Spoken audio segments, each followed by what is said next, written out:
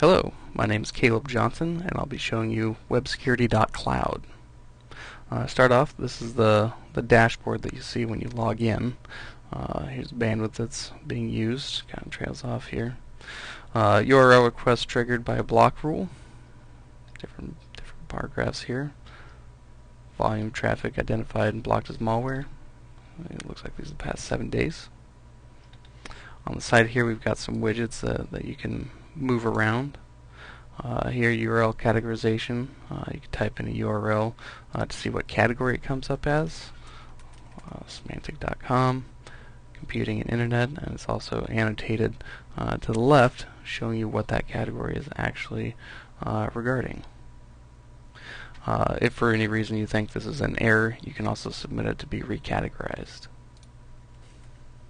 Next, we can go to anti-spyware, antivirus. You don't have any options to reduce the protection, but you can adjust what the user will actually see if they go to a compromised web page. Here, this is the default one. That's what it looks like, and you can preview it. And this is what they would see. Next, we can actually go in and create a rule. New rule. Put in something specific. And the rule action. The options you have are allow and log, block and log, quota and log. Everything here that's set to log you can report against if you want to keep track of it. Anything that doesn't, it's not going to necessarily be logging. Let's go ahead and just choose block and log for our purposes. Next tab is going to be time. You can actually set this to be if you want to block something, Monday through Friday or something, or maybe just the weekends block something for whatever reason. You can also have multiple blocks of time. So if you want to block something in the morning, you can add another one, block something in the evening also. I'll go ahead and leave this. Groups here, you can add any custom groups you may have created and associated users to. You can also add in various groups and users from Active Directory. We provide a tool at no cost called the Active Directory Sync tool, and you'll basically put that on a machine within your network.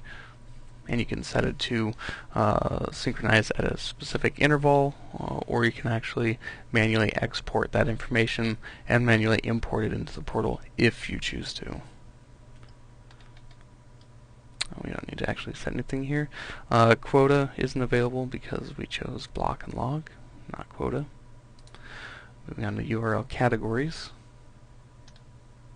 First URL category here is unclassified. This is basically going to be web pages that we have not classified yet. And so those are kind of the unknowns. It's a best practice. You may want to include those into being blocked. Another big one is advertisements and pop-ups. You can actually get those to, you can actually block that from the user's experience. Social networking. That's going to be another large time sink that people have. Streaming media, that's going to be big with bandwidth utilization. And you can actually reclaim this bandwidth if you want to block this. It being a cloud service, it won't even touch your ISP. Next, you can also input specific URLs. So if you didn't choose social media, you could make whatever selections you wanted, and then you could enter a social media site here. Next tab, content types.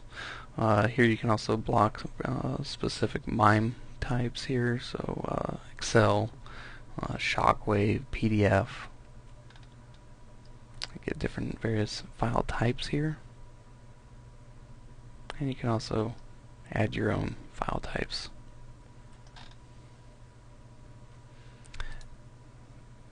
Next, we can get into reporting. Reporting is very important. You can actually see what it's doing. Let's go and request a report.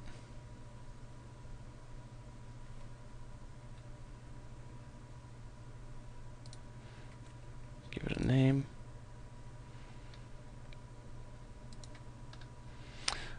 So this is the high-level information here. This is where pie charts and bar graphs are going to be. You can set these up as a schedule. You can have them emailed out automatically.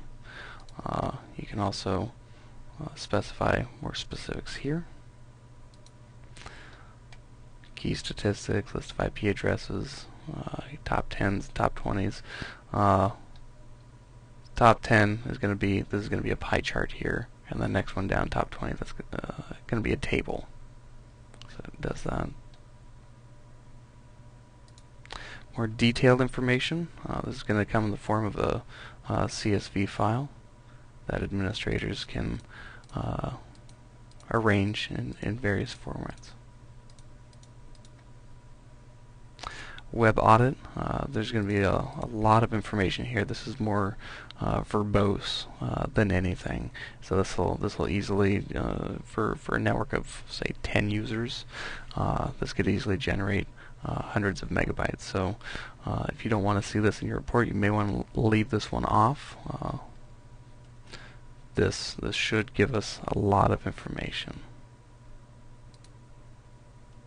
Here you can schedule it. You can place it on schedule, or you can do a specific to and from date. We'll just do the last day. This, we're going to do it in the portal, but you can also have it email you a link to a secure download, or just email you an attachment. You can put a password on here also. Quick overview. We'll go ahead and get this submitted. And lastly, let's go ahead and go over the tools here.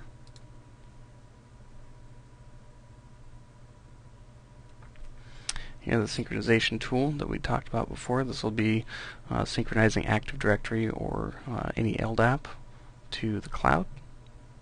The client-side proxy. This is what where you'll be pointing all the clients to actually proxy them to the cloud service. The Smart Connect agent is going to reside on machines that go out to the field. They're remote, they're laptops, they go to hotels. You would load Smart Connect on there so that they can also receive the benefits of being filtered through the cloud. And if you want to filter HTTPS, you will have to install the Web Security.cloud root CA. And this was a quick overview of Web Security.cloud. My name is Caleb Johnson. Thank you.